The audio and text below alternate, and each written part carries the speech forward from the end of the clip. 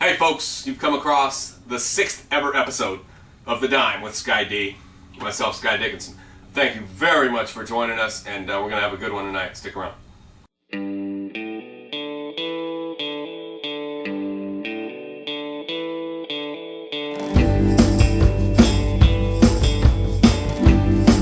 Alright, so here we are, 6th episode. Sounds like a lot to me. They're piling up, and hopefully many more to come with the support of the good folks like yourself. So I'm going to go ahead and dive right into One Truth, One Lie tonight. We got some good ones. It's a hustler's theme, and off we go. Okay. First one involves Ronald Slim Swindle, born in 1878 in Montgomery, Alabama. And what Ronald Swindle did was he moved himself to New York at the age of 20 and began working on the streets, just working kind of like a street hustler, trying to make money here or there any way he can. And he actually is the gentleman that invented the 3-card Monte game, where you go, here's the ace right here, find the ace, find the ace, find the ace. And usually the house wins on that one. And Ronald Slim Swindle was the original house on the 3-card Monte. He did it on the streets of New York, and he began in his mid-20s. And historians say that he made the modern day equivalent of $2,000 a day on average, $2,000 a day. And he actually avoided arrest by the New York City police by creatively getting a permit to sell newspapers at a street stand. And he would always have a stack of newspapers on hand, and if the cops ever came by, he'd put away the cards, put out the newspapers, and say, "Good day, officer, would you like to buy a paper?" That type of thing.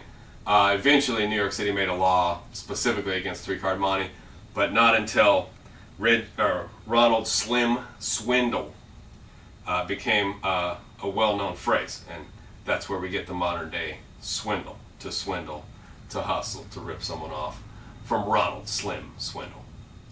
Okay, the second one is this, Charles Ponzi, obviously of the old Ponzi scheme. Now, Charles was born in the mid-1800s in Italy, all right? And his thing was the classic pyramid scheme. Charles did it in a variety of ways. He involved investing, gambling, and he even managed to pull off pyramid schemes using retail sales. It stretched into several countries, not just Italy. It was there was Ponzi schemes going on in the 1800s, before even the turn of the century, in Spain, the United States, and a handful of other well-known countries. So naturally, eventually he was caught and jailed, and the name Ponzi became notorious with, ripping a large group of people off.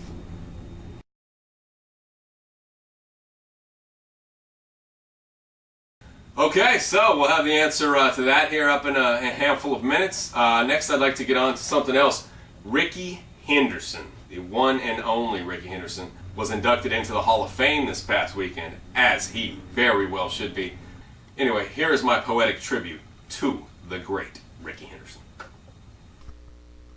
Yeah, Henderson is dynamic. Made the game so much fun. It was worth the price of a ticket just to watch him run. Best leadoff hitter ever, if you ask this man. I'll admit I always was an Oakland A's fan. Rickey held me in his arms when I was a lad. The story goes, I looked at him and said, "Black Dad." Just kidding, but for real, he was one of a kind. Halfway to second before the pitcher could unwind. In a headfirst slide, his whole body would flex like a well-guided missile hitting its X. Not too many players are so feared by opponents and so very equipped with skillful components. Speed, power, contact, glove, character, aggression, loyalty, love. To sum it all up, damn, what can I say? I'll quote the man himself. "Rickey done good today."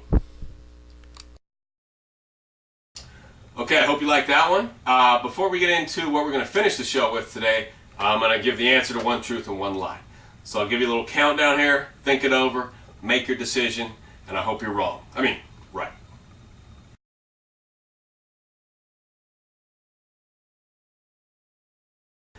Alright, a couple months ago, I came up with this idea to express my feelings about the website Twitter. Twitter to me is a little too much.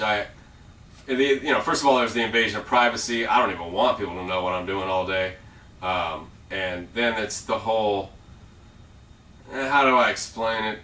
Well, it's best explained in this silent video.